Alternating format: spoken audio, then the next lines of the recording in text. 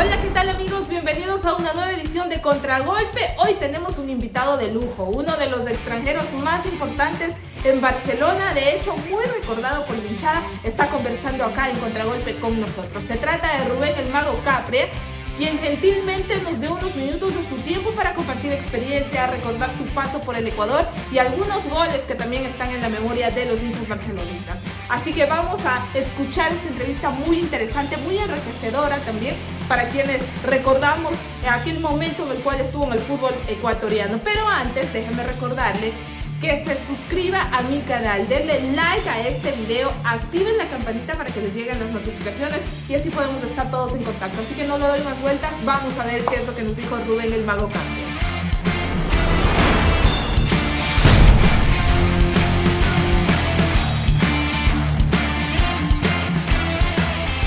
Hoy para mí es un honor conversar con un exjugador de Barcelona, muy querido, muy recordado también por la hinchada. Me refiero a Rubén el Mago Capria.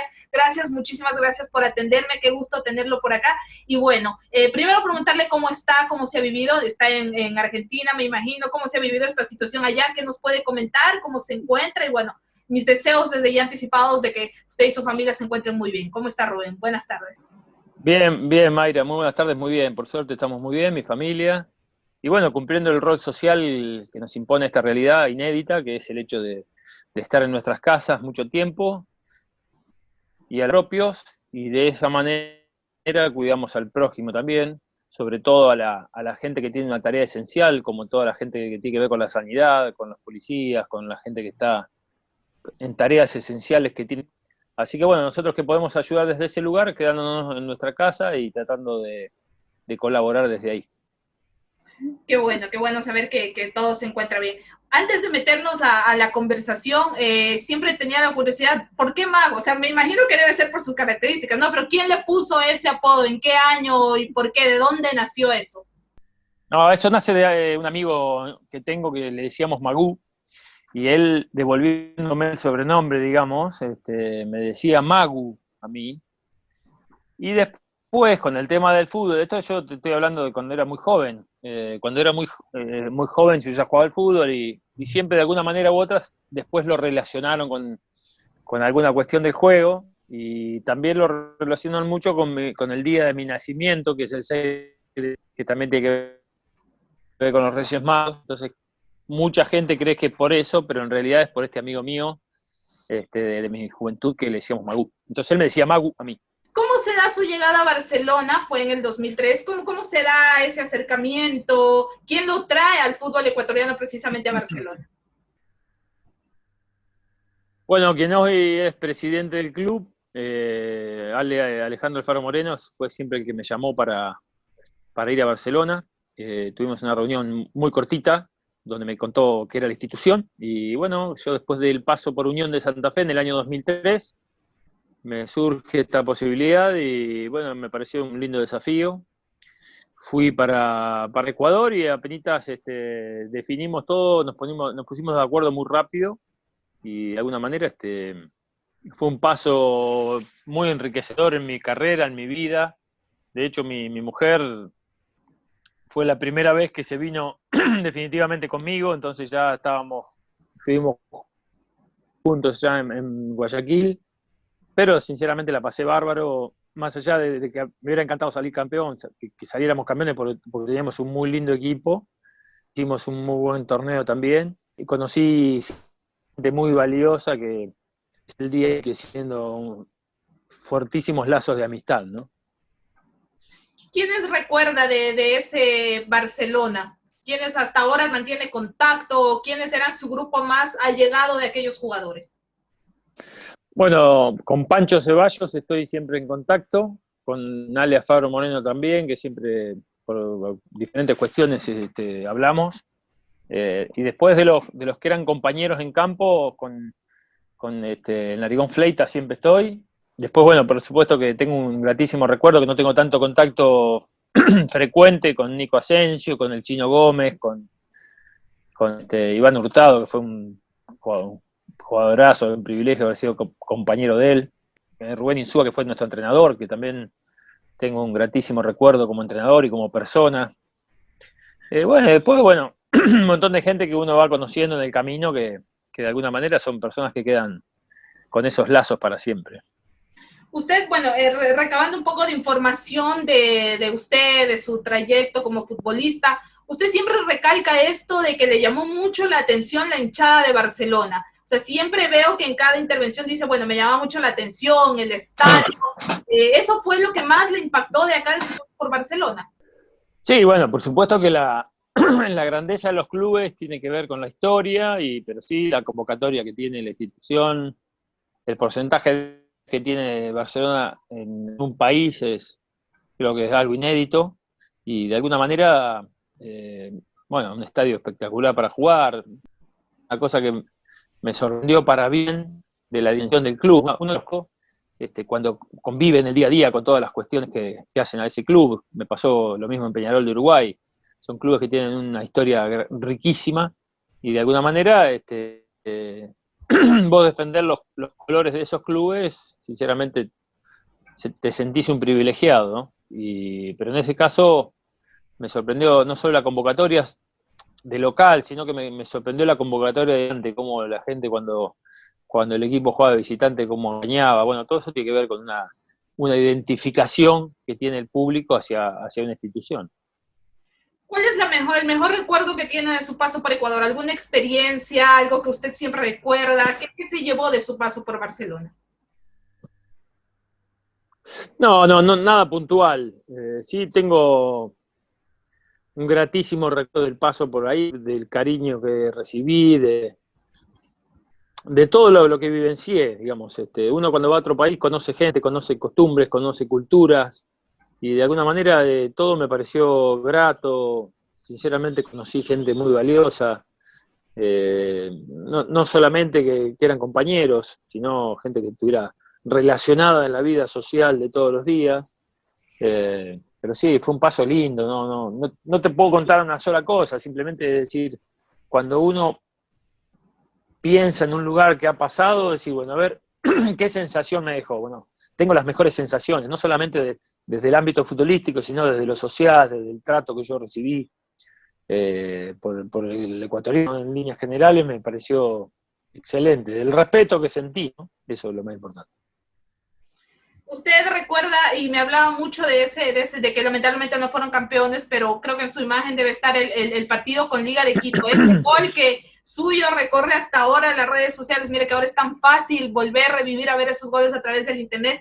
Y ese gol ante Liga de Quito fue especial y creo que es el que más lo recuerda la hinchada. Lógicamente que uno al lugar que va, siempre el objetivo común, que es el logro colectivo, ¿no? Yo nunca hablo en singular, digamos, el fútbol nos tiene que reeducar porque es un deporte colectivo y como tal debemos hablar en plural y siempre hay un contexto que te ayuda y nosotros habíamos formado realmente un muy buen equipo, de hecho nos gana el torneo ese, gana Liga, que también tenía un equipazo y que de alguna manera no pudimos alcanzarlo en la liguilla final, después de tener un traspié importante con Nacional de local.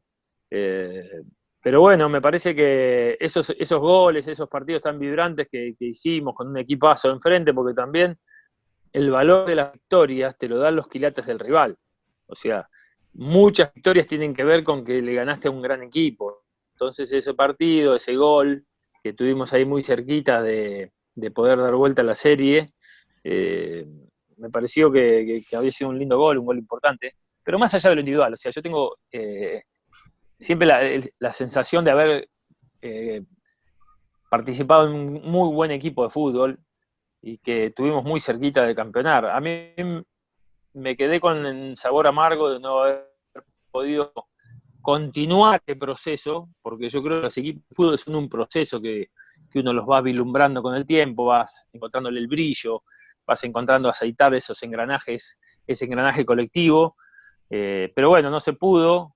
Cuando terminó el contrato, que eran de 6 meses, yo me devolví a Argentina por una cuestión lógica y se tardó demasiado en la renovación. El entrenador, recuerdo que quería que yo siguiera, de la dirigencia evidentemente no había mucha convicción, y yo automáticamente tuve que definir y arreglar mi futuro futbolístico y fue la Universidad Católica de Chile, que jugué en el 2004. ¿Y cómo era Insúa como entrenador? ¿Qué recuerda usted de él? Bueno, el recuerdo de Rubén es muy bueno desde todos los lugares, un tipo muy puntilloso, muy detallista, también muy conductual en algunas cosas, y sobre todo a nivel individual, a nivel persona, se portó fenómeno, y que creo que es para mí uno de los grandes valores que tienen que tener los entrenadores. Nosotros, personas que jugamos al fútbol y como tal, los que nos dirigen, tienen que estar con esa sensibilidad de no solamente buenos jugadores, sino buenos tipos. Y considero que Rubén tenía mucha sensibilidad en ese caso, y a mí me dejó detalles de la convivencia con él. Bueno, ya hablando de su posición dentro del campo, porque mire que durante la historia de los últimos jugadores de Barcelona, su nombre aparece como uno de los mejores 10 que ha venido a Barcelona en los últimos años, que ha propuesto, bueno, ahora se habla mucho de esta función en el campo de juego. Pero usted ha podido ver a Barcelona actualmente, el 10 que tiene es el Quito Díaz. ¿Usted jugaba como él? ¿Se parece? ¿Para usted es el mejor 10 que ha tenido Barcelona en los últimos años? Me imagino que lo ha visto el Quito Díaz. Bueno, él también es argentino y allá tuvo un paso importante también por clubes grandes. Sí, sí, de hecho lo vi, estuve con la gente de Barcelona cuando Pancho Ceballos era el presidente, en un partido previo a una Copa Libertadores acá en contra Estudiantes de La Plata. Nos invitaron a un almuerzo de todos los que habíamos representado en la institución, y fuimos casi todos los jugadores argentinos que habíamos pasado por la institución. Hicimos un almuerzo, hicimos una cena, un almuerzo y un encuentro con la posibilidad de ir a la cancha todos juntos. Y realmente me pareció un gesto extraordinario, que no es habitual, y lo valoré muchísimo. Y sí, lo he visto jugar, ese chico es un gran jugador, entiende muy bien el puesto, es un jugador talentoso, es osado, es atrevido, y considero que para jugar en esa posición tenés que tener esa impronta, esa cualidad de engaño que él tiene, que bueno, ha tenido un recorrido muy importante, también ha jugado en Boca en Argentina, es un chico salido de Rosario Central, el fútbol rosa tiene una cepa de talento. Me parece que ahí ha rendido perfectamente, le ha tocado salir campeón a él con su equipo, y me parece que es muy valioso que siga estando en la institución. Son jugadores muy buenos, son jugadores que, que han rendido espectacular, y por eso se los valora mucho, ¿no? Usted en su época de jugador, ¿quién era su referente? ¿Quién era el jugador que marcó un poco su carrera y decía, bueno, yo quiero jugar como él, al menos en su posición? Bueno, yo tuve tres jugadores de fútbol que yo miré mucho, cronológicamente te los marco, el primero es Mario Alberto Kempes, que fue el emblema del equipo argentino del año 78, campeón del mundo. Yo soñaba ser Kempes cuando era chiquito. Después, por supuesto, Diego Maradona, que talento inigualable, hoy es uno de los reyes del fútbol de todos los tiempos. Y el otro que me encantaba cómo jugaba y que lo veía jugar mucho en Estudiantes de La Plata era Marcelo Troviani, que de hecho tuve la suerte de convivir con él en un torneo muy importante que hicimos en Estudiantes de La Plata, que salimos campeones del Nacional B, y que Marcelo, de alguna manera, siempre teníamos una vinculación extraordinaria, y yo siempre dije que ha sido un futbolista extraordinario, talento impresionante. Y de hecho tengo un detalle muy importante: el día que salimos campeones de ese torneo, yo pedí especialmente que la medalla a mí me la entregara Marcelo Troviani, así que para que sepan lo que él representaba para mí. Yo cuando era pibito tenía 17, 18 de La Plata, y un día me hice práctica con él, y yo me daba cuenta que él me alentaba, me hacía animar a que juegue, a que dialogue futbolísticamente con él.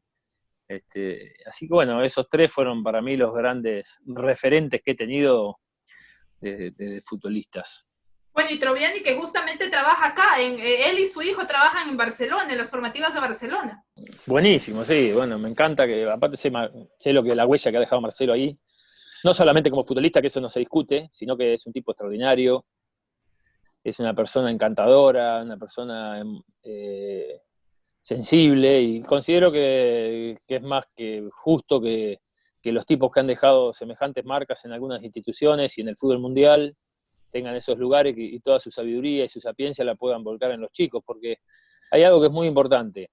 Todo el conocimiento que podamos tener las personas la tenemos que transferir a otra. Eso es un legado que tenemos que hacer. Entonces, Marcelo, Rubén Insúa, tipos que han dejado huellas tan imborrables en esta institución, puedan dar toda su sabiduría y volcarla a los más jóvenes, que es lo más importante. Y de hecho creo que los tipos como él, con semejante recorrido en ese lugar tan importante y a veces tan subestimado que es la formación, deben estar ahí bajando línea y tirando toda su sabiduría y su inteligencia.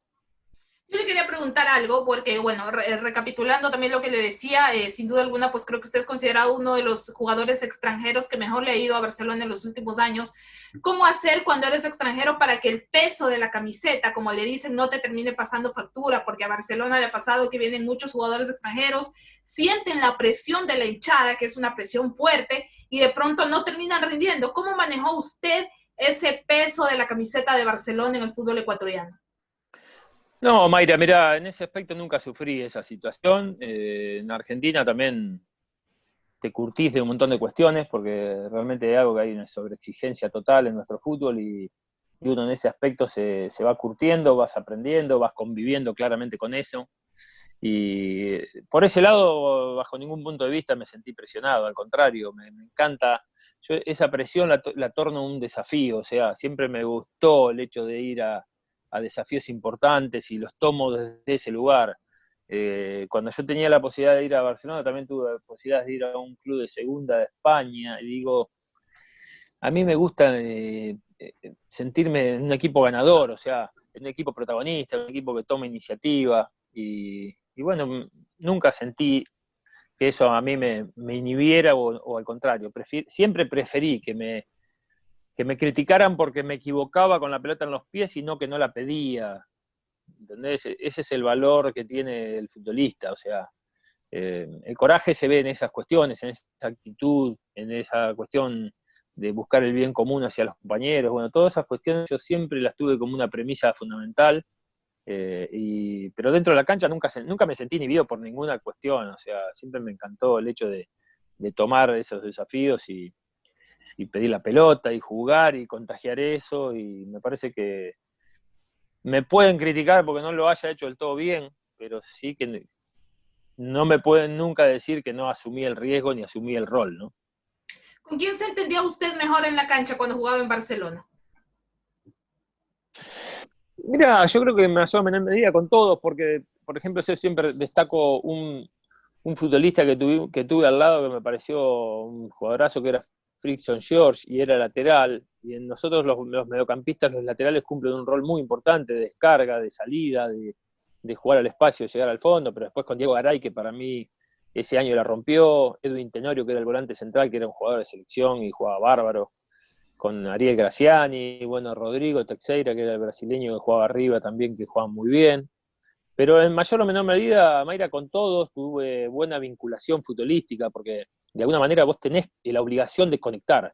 Yo era un jugador de fútbol que mi tarea más importante era conectar las piezas. No era un jugador anárquico que jugaba a lo que me parecía a mí, no. Siempre la búsqueda en el fútbol que tuve yo fue conectar las piezas, que la pelota sea un elemento que nos vinculaba y que de alguna manera crecer desde lo colectivo, desde ese dominio con el juego. Y bueno, insisto, en mayor o menor medida con todos siempre intenté comprender cómo le gustaba moverse, cómo le gustaba picar, si era al pie, si era al espacio. Con Nico Asensio, que era un jugador muy rápido, muy potente, que yo siempre le decía, vos arrancá, que aunque parezca que yo no te veo, para que la pelota se la encuentre adelante, gane ese tiempo para él en el desequilibrio, en la potencia pueda desequilibrar. Entonces, bueno, qué sé yo, tratás de buscarle la vuelta a todo. Claro. El problema, insisto, que el fútbol no es una tecla de Wi-Fi, que apretás y todo aparece.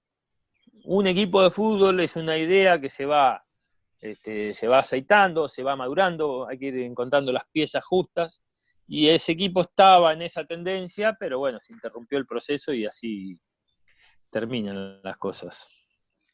¿Cómo definiría usted la experiencia de jugar en el Monumental? ¿Qué se siente? ¿Qué se siente mucho la presión, la vibración de los hinchas? ¿Cómo es jugar en el Monumental? Porque usted ha jugado en un millón de estadios y más aún en No, sí. Sí, bueno, he jugado un montón de canchas. De hecho, el local, que creo que fue el único clásico que jugamos con Emelec ahí, tengo un gratísimo recuerdo de ese ambiente, de esa cuestión de intensidad que hay, ¿no? En las canchas. Bueno, también me ha tocado jugar en el estadio, la cancha de Boca, en Racing, en el Estadio Azteca, en el escenario de Uruguay, un Peñarol Nacional lleno a reventar. Bueno, tuve el privilegio de vivir esas experiencias y sinceramente los he disfrutado a todos, pero esa cancha tiene una estética muy importante, un colorido, es curioso el estadio. Entonces, más allá que no se jugó a lleno total ese partido, recuerdo que había muchísima gente en tribunas y vibrante. Entonces, sí, tengo un gratísimo recuerdo del estadio. De hecho, digo que es uno de los estadios más lindos que me ha tocado jugar. Una pregunta, ¿por qué usted no se hizo entrenador? Digo eso, tengo entendido que sí empezó a ser entrenador al inicio, pero ¿por qué no siguió con este camino? Lo he visto haciendo periodista, haciendo comunicación. ¿Por qué no se inclinó del todo a ser entrenador? Mira, tuve una experiencia muy fugaz, que fueron solamente 20 días en el cargo, en un equipo del ascenso acá de Argentina, que perdimos 4 o 5 partidos, 5 partidos, y bueno, las reglas de juego del fútbol te tenés que ir, porque evidentemente así funciona. Y siempre tuve mucho ofrecimiento desde la parte de la comunicación, y todo lo que tiene que ver con esto de tratar de hablar desde el juego, de toda la cuestión que significa tener los parámetros de dificultad frescos del juego. Entonces eso es un valor agregado que hoy en día en el fútbol se valora y en la comunicación se valora. Y siempre me han tentado ese lado también. Entonces yo no puedo quedarme a esperar que alguien se ilumine y diga, bueno, lo voy a llamar para hacer un equipo. Si me llamen y situación, me parece que le evaluaría y todos los ofrecimientos que tengan que ver con el fútbol. De hecho, hace poco tiempo había sido tentado por con un proyecto para ser asesor futbolístico de un equipo, y también me encantó hacerlo y me puse a pensar y qué hacer y qué no.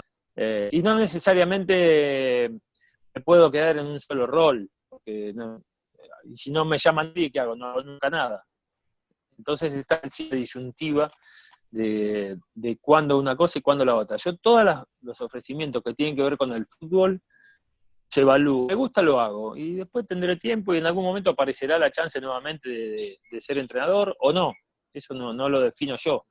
Yo lo que hago es evaluar cualquier ofrecimiento que tenga que ver con este deporte, y si me gusta, lo hago, y si no me gusta, no. Así de simple. Bueno, quiero agradecerle por el tiempo, la verdad que ha sido muy gratificante conversar con usted, por lo que significa para Barcelona, para los hinchas. Un mensaje final suyo para toda la gente que está mirándole, que va a mirar la entrevista y que obviamente pues tiene muy buenos recuerdos suyos de su paso por Barcelona.